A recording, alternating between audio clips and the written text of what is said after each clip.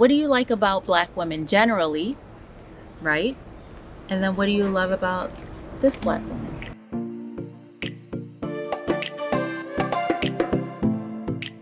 When did you first know you were interested in Black women? Watching Family Matters. You had a crush on Laura? Yes, absolutely.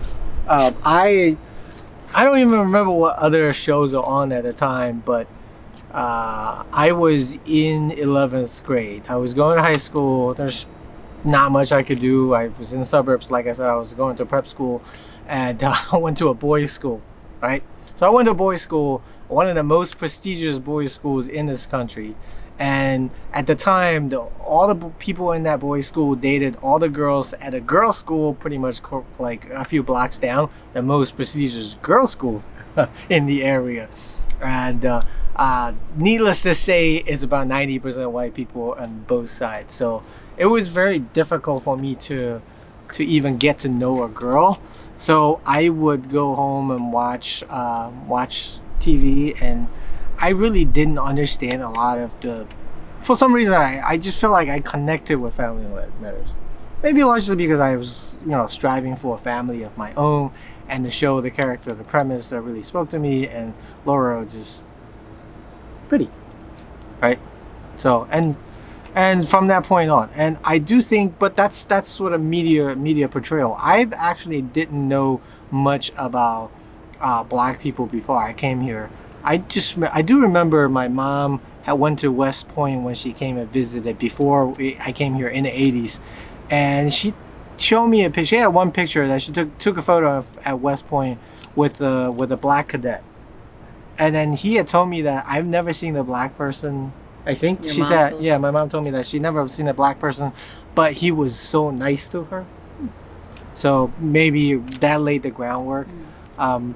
I came, most of my exposure are to MTV and a few American movies.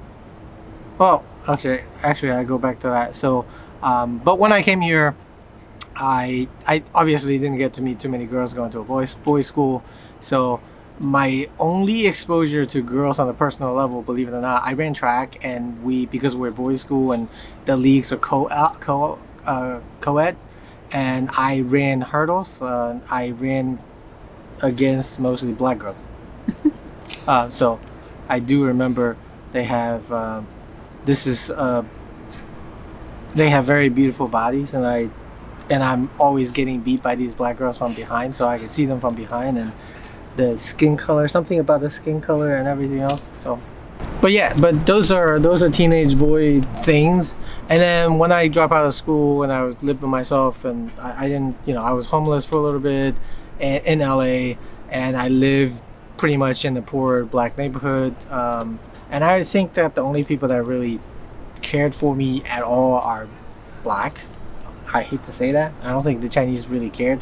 I would go to Chinatown and try to get a job, and people just look at me like riffraffs. And I come back to the boarding house. Once I finally got a little bit of money, I rented a room in the boarding house, and the people that were nice to me were, Black. And this one lady who looked after me as her own son, I would say. And then she looked out for me, and this is really heartwarming. And then she acted as a mom would act like, and I didn't have a mom at the time because she was back in China, so I was just by myself, and she really stepped in like she was my mom. So that's and that's a older Black lady. So that really stood out to me. And when I was living in the train station, when I was homeless, and it's boring. So in LA, but not everybody's homeless, but most of the homeless people are in LA, and they don't really kick you out. So I hung out at the train station, talked to various people, and I think the only people that ever gave me the time of the day are Black people. And Black women. I didn't feel like Black women have hearts of gold. That's how I always felt like. And even nowadays, and after everything I knew, everything I learned, I feel like the Black women, the matriarch of the family, they, the care, the family sense, the community building, just something about Black women. It's deeper than just skin deep. Okay. So Next question. Mm-hmm. So, how do you think dating would have been different if you dated inside of your race versus outside of your race? That's really hard to say, except I guess you asked it that way. It would have been a lot easier. It would have been a lot easier to meet people. Maybe the dating itself wouldn't be. I mean, I'm an acquired taste, so I don't think too many people will put up with my shenanigans, like you always say. But meeting people would have been a lot easier. I'd have to say. That's one of the. I mean, it's probably that one of the reasons why we met online. It's hard to find meaningful connections in person. If you were dating outside in your race, I think if you go to a bar and go to a club or just go to social events, you'll meet a lot of people. But I can go to for years I would say I go to the club and there'll be 500 people there, and how many people am I gonna actually connect with? And that doesn't happen a lot. So meeting people was always tough, and that's why I got to used to meet people in social connections rather than just. I don't know what it means to go out to a club and meet people. Honestly, it just happens very rarely. When I was single, I used to go out to a club, and I can even go and have drinks with girls and dance with girls, and at the end, I don't think ever people don't really take me up seriously as a possibility to date. It doesn't happen a lot. But I don't know. Just wondering how. I guess it was different with me. But I mean, one of my insecurities, always going to be in my insecurity, is how I look. And I don't have insecurity about how I look as an Asian person, as a Chinese person. I do have insecurity to how I look to a black person, right? So black women all the black women that I've ever knew, I say all, I'm going to be categorical and say all, have always liked. The most thing they like about me is my hair. Like, I have really long hair and it grows, and like I got this long.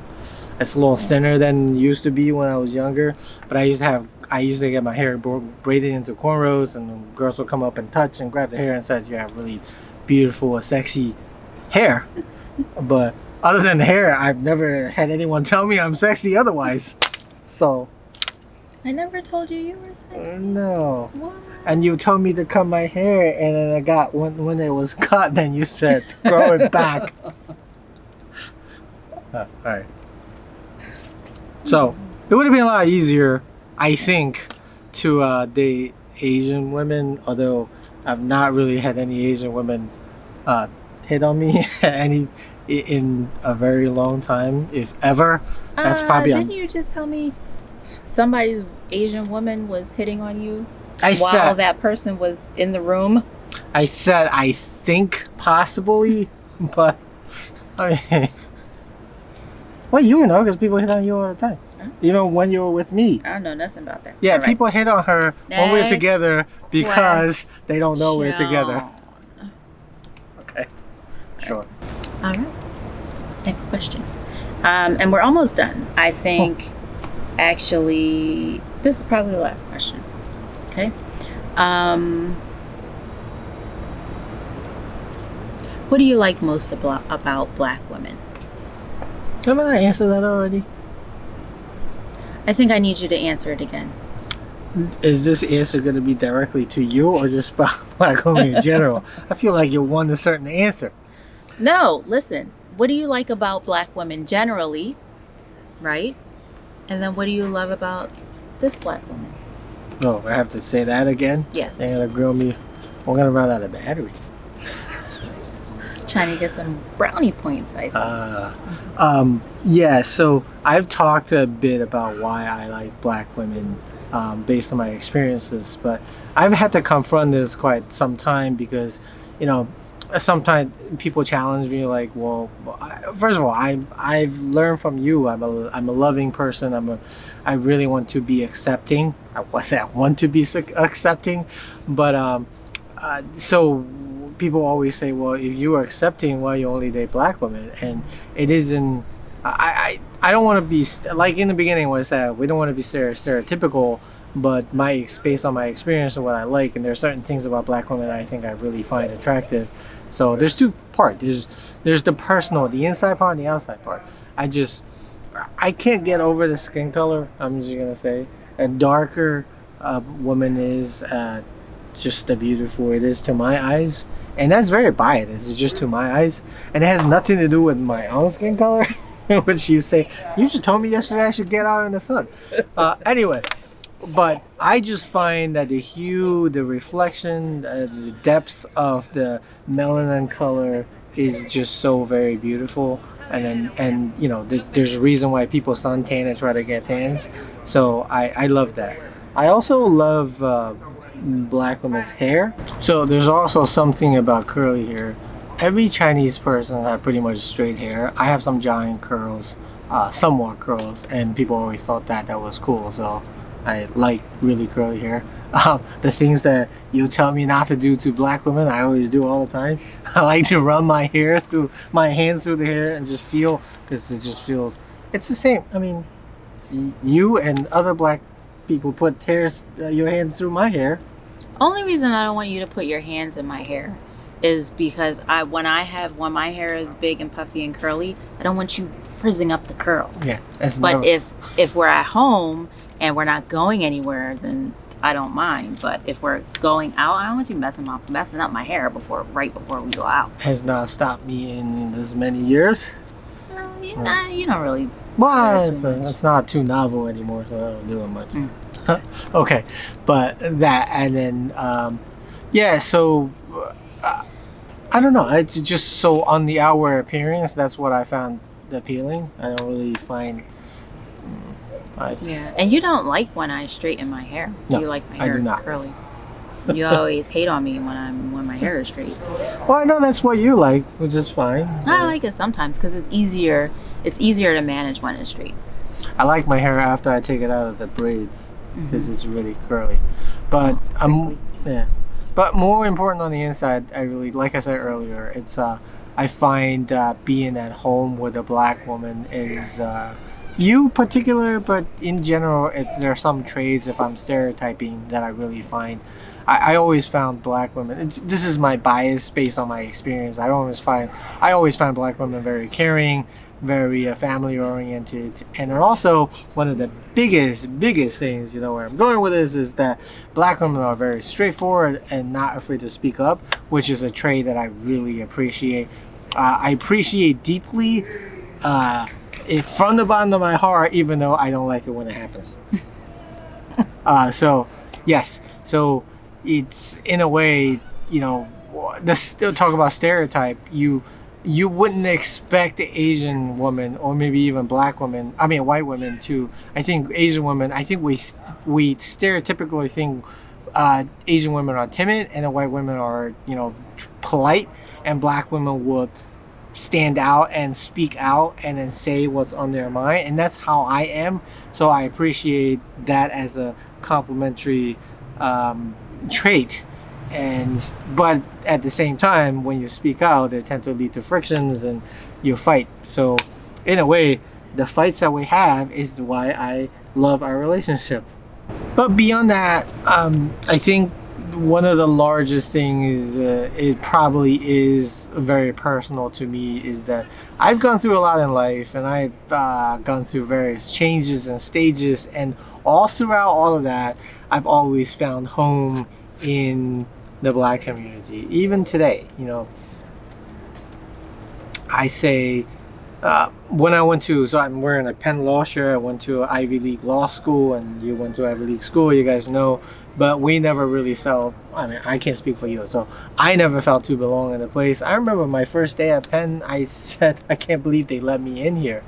That's how I felt. I used to sleep on Penn's campus when I was homeless. So I wrote an essay as a part of my application process to University of Pennsylvania, which talked about my identity, and I've always was somewhat of a loss at my own identity because, you know, I was born in China and I came over here. I went to a prestigious prep school with all white people, and then I left and I went to the bottom rung of society, and I found home in the black community, and I don't think necessarily they accepted me because of my race, but they accepted me because I was poor. So, and that meant a lot to me. That means they looked beyond what I am, rather they accepted me as who I am. So I always appreciated that. So, I teach at a historical black college now. I work with a lot of black businesses because I really wanted to focus on helping the people that, the people in general. You had told me the other day that not to refer to black people as black people. And I mean, I didn't say not to refer to them as or black. just as a group, the black. I just said that when you say black people or refer to blacks, or that sometimes it can hit a nerve. Yeah, I appreciate that, but I somehow I actually felt that that's what I meant to say, because that's just based on my biased personal experiences of who accepted me and who was there for me as support when I had nothing. To be able to live somewhere and have neighbors, have people that cares about you as a person, that's really important to me. And I had to say that, other than some individual cases, as a group, as in general, that's the only place I ever found was in the black community. I was treated fairly poorly by the Chinese community wherever I went, because as a poor Chinese person, you need to go get a job and stuff. People treat you horrible. But that's not race, right? That's class. Is that the people that own the businesses just treat you horribly because you are unskilled workers. And when you become, I became a lawyer, and then now everybody's nice to me. So it isn't personal. I've learned not to take it personal. It's about your circumstances. People just don't appreciate your circumstance. As a matter of fact, I always say, people like, well, you are such a remarkable person. You were living on the street, and now you are Ivy League educated lawyer. I'm like, I'm still the same person. Mm-hmm. You didn't think much of me when I was living on the street, and now all of a sudden I went to school and became a lawyer. Now I'm a remarkable person. No, I'm the same person I ever was. So it's so pretentious to rely on labels to look at people.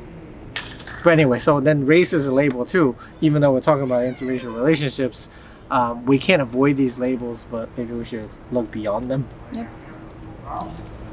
What's the last part? So the last part is, what do you love about this black woman here? Words cannot describe the feeling.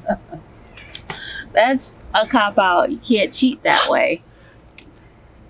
Well, we're gonna Come on, tell me and the people. We're gonna have to dedicate a whole. No, you can't cop out that way. Nope.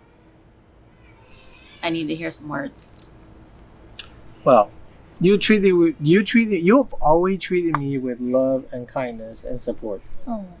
And so I was somewhat of a lost soul, and this is absolutely 100%. So when I first met you, I was going through sometimes. I was coming off of racing motorcycles as a living and had my own business, and went through some tough times, and you were there to help me navigate. You weren't just there to support me. You helped me navigate through these times.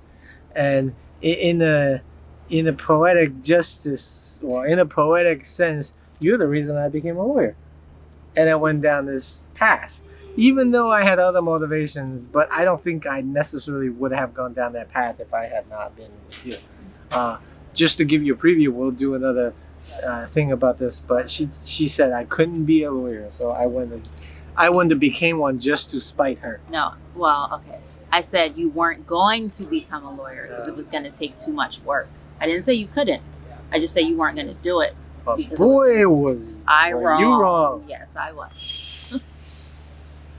But I think you can do it. Thank you. You can do it too, and I tell you that all the time. So we are supportive of each other, but you are you are my muse, and you are more than my muse. You're my inspiration. You're my everything. You make everything happen. You make everything possible for me, so I will go out and actually make it happen. So, and that's your talent. That's your God-given talent. I tell you that all the time, and I'm respecting that 100%. All right, I guess I'll take that. And I'm sure you will ask that again, and we will have to do a whole video just on that. And I'll ask you some questions. Okay. I want to hear your answers. All right. All right. But luckily, this is just me asking you questions. Well, thank you for watching and listening. If I know this is a somewhat controversial topic, please comment and ask any questions, and I will be happy to answer. Trust me, I had to not hold myself back, but I can say so much more. I can probably talk 10 hours on this subject. About every subject, you can talk 10 hours. So ask questions and I'll answer. All right. So remember to like, subscribe, share, and once again, ask any questions that you might have. Leave comments. We love to interact with you guys. And so thank you for listening, and I will see you soon. Bye. Bye.